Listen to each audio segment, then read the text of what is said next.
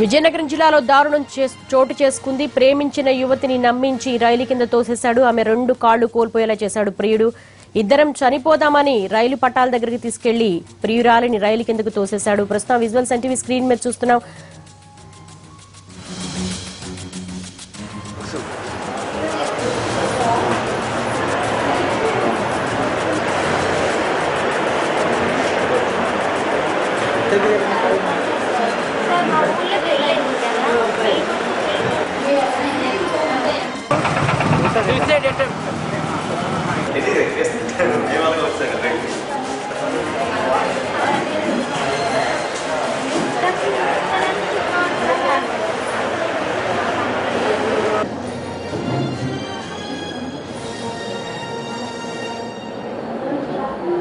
ఇంతవరకు నాకు ఆశలు కల్పించాడు. ఇప్పుడు మొన్న ఆదివారము తన దగ్గరికి వెళ్ళి అడిగితే నాకు సంబంధం లేదు, నువ్వు ఎక్కడ చేసుకుంటావు ఏం చేసుకుంటావు, నీకు కేసు పెడతావా పెట్టుకో, అంతేగాని నేనేం చేయలేను, లేకుంటే 10 లక్షలు నువ్వు కట్నం ఇస్తావా ఇచ్చి నిన్ను హ్యాపీ చేసుకుని నీకు నచ్చిన దగ్గర ఉంచుతానని అన్నాడు. అంటే నా దగ్గర అయితే 10 లక్షలు లేవు, ఆ విషయం నీకు కూడా తెలుసు, నువ్వు తప్పించుకోవాలని ఇలా అడుగుతున్నావని అన్నాను నేను.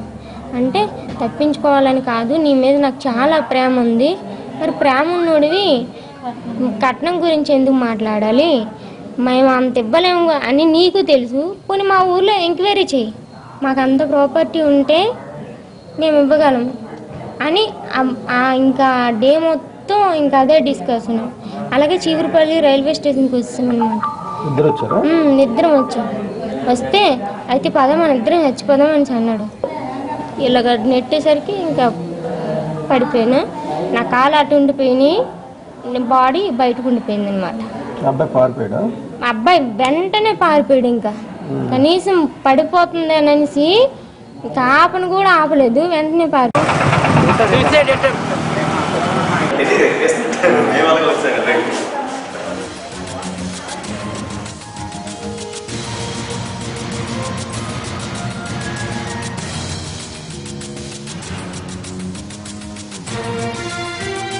ప్రియుడే కాల ఎముడయ్యాడు. పెళ్లి చేసుకోమని ఒత్తిడి తెచ్చిన పాపానికి 2 కాళ్లు పోగొట్టాడు. విజయనగరం జిల్లా చీపురుపల్లిలో జరిగింది దారుణం. రామకృష్ణ నీలవేణి 6 ఏళ్లుగా ప్రేమించుకుంటున్నారు. పెళ్లి చేసుకోవాలని ఇటీవల నీలవేణి అడగడంతో 10 లక్షలు డిమాండ్ చేశాడు రామకృష్ణ. ఎలాగైనా వదిలించుకోవాలని రైల్లోంచి కిందికి తోసేశాడు. దీంతో నీలవేణి 2 కాళ్లు కోల్పోయింది. ఆ దుర్మార్గుణ్ణి కఠినంగా శిక్షించాలని కోరుతున్నారు నీలవేణి బంధువులు.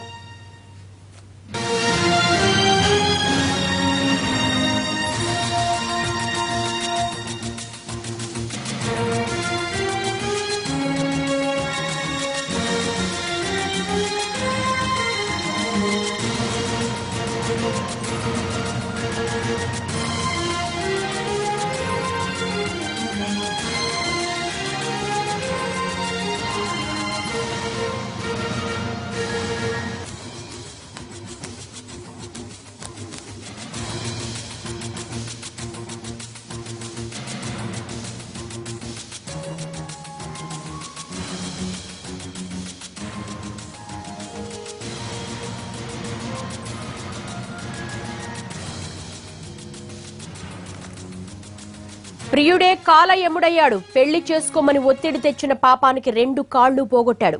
విజయనగరం జిల్లా చీపురుపల్లిలో జరిగింది దారుణం. రామకృష్ణ నీలవేణి 6 ఏళ్లుగా ప్రేమించుకుంటున్నారు. పెళ్లి చేసుకోవాలని ఇటీవల నీలవేణి అడగడంతో 10 లక్షలు డిమాండ్ చేశాడు రామకృష్ణ. ఎలాగైనా వదిలించుకోవాలని రైల్లోంచి కిందికి తోసేశాడు. దీంతో నీలవేణి 2 కాళ్లు కోల్పోయింది. ఆ దుర్మార్గుడిని కఠినంగా శిక్షించాలని కోరుతున్నారు నీలవేణి బంధువులు. ఈ ఘటనకు సంబంధించి పూర్తి వివరాలు మా ప్రతినిధి కోటిని అడిగి తెలుసుకుందాం. కోటి, అసలు ఈ దారుణం ఎప్పుడు జరిగింది, అసలు ఎప్పుడు వెలుగులోకి వచ్చింది?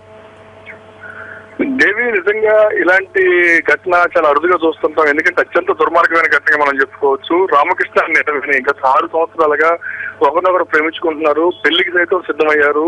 ఇద్దరు పెద్దలతో మాట్లాడుకున్నారు. అంత అయిపోయిన తర్వాత ఏమైందో తెలియదు. గత కొద్ది రోజులుగా పెళ్లి చేసుకోమని చెప్పి నీలవేణి అడుగుతుంది. ఆ సందర్భంలోనే రామకృష్ణ ఏదో ఒక విధంగా తప్పించుకోవాలనే ఉద్దేశంతో నాకు కట్నం ఎక్కువ కావాలి, 10 లక్షలు లేని మా ఇంట్లో వాళ్ళు ఒప్పుకోవట్లేదు, అప్పుడే ఒప్పుకున్నారు, ఇప్పుడు ఒప్పుకోవట్లేదు, ఎటువంటి పరిస్థితుల్లో కట్నం లేదు, నేను పెళ్లి చేసుకోనని చెప్పి చెప్పడం జరిగింది. అయితే నీలవేణి మాత్రం మాకు ఆ స్తోమత లేదు, మనం ప్రేమించుకున్నాం, పెళ్లి చేసుకుందాం అనుకున్నాం కదా, అందుకే 6 సంవత్సరాల పాటు తిరిగాము, అయినప్పటికీ మీరు ఇలా ప్రవర్తించడం కరెక్ట్ కాదని చెప్పి చెప్పింది. ఏదో ఒక విధంగా అమ్మాయిని నీలవేణిని వదిలించుకోవాలనే ఉద్దేశంతో ఈ రోజు నిజంగా అత్యంత దారుణంగా ఆ ట్రైన్ లో నుంచి చేయడం జరిగింది. అమ్మాయికి 2 కాళ్ళు ఇదయ్యాయి. చాలా పరిస్థితి విషమంగా ఉన్నది. బాధిత యువతి తల్లిదండ్రులు గానీ లేదంటే రామకృష్ణ తరపు వాళ్ళు గానీ ఏమైనా స్పందించారు? అసలు పోలీసులు ఏ సెక్షన్స్ కింద కేసు నమోదు చేశారు? రామకృష్ణ తల్లిదండ్రులు అయితే అందుబాటులో లేరు దేవి.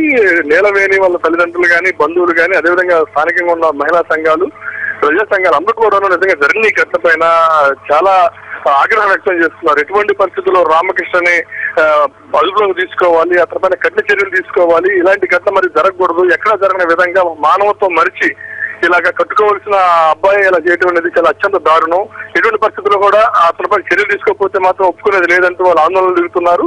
దీనిపైన ఇప్పటికే జిల్లా ఎస్పీ కాళేశ్వర రంగారావు కూడా స్పందించాడు. ఇమీడియట్ గా అతను అదుపులో తీసుకోవాలని చెప్పి ఆదేశించడం జరిగింది. దీనిపైన అయితే రామకృష్ణ వాళ్ళ బంధువులు కానీ వాళ్ళు ఎవరు కూడా అందుబాటులోకి రావట్లేదు దేవి. నీలవేణి వాళ్ళ బంధువులు మాత్రం చాలా ఓవైపు అమ్మాయికి జరిగిన అన్యాయం కోసం ఆవిడ జరిగిన గాయాల పాలైపోయి ఆవిడ మంచంలో ఉండటం, మరోవైపు ఇదంతా ఇష్యూ అంతా చూస్తే వాళ్ళైతే ఏం చెప్పలేని పరిస్థితుల్లో తీవ్ర దిగ్భ్రాంతిలో ఉన్నారు దేవి. పోలీసుల వెర్షనే ఉంది కోటి. పోలీసులు అయితే కేసు నమోదు చేశారు. ఎస్పీ జిల్లా ఎస్పీ యూనిట్ ఆఫీసర్ ఆయన కూడా స్పందించారు. ఇటువంటి రామకృష్ణ అదుపులో తీసుకోమంటున్నారు. వాళ్ళు అటెంప్ట్ మర్డర్, అట్లనే చీటింగ్, దాంతో పాటు మరికొన్ని సెక్షన్ల కింద కేసు ఫైల్ చేశారు. రామకృష్ణ అదుపులో తీసుకోవడమే లేట్ గా ఉంది. దీనికోసం ప్రత్యేక టీములు కూడా ఏర్పాటు చేయడం జరిగింది. రామకృష్ణ అదుపులో తీసుకోవడం కోసం అయితే చాలా గట్టిగా ప్రయత్నిస్తున్నారు దేవి. రైట్ కోటి, థ్యాంక్ యూ.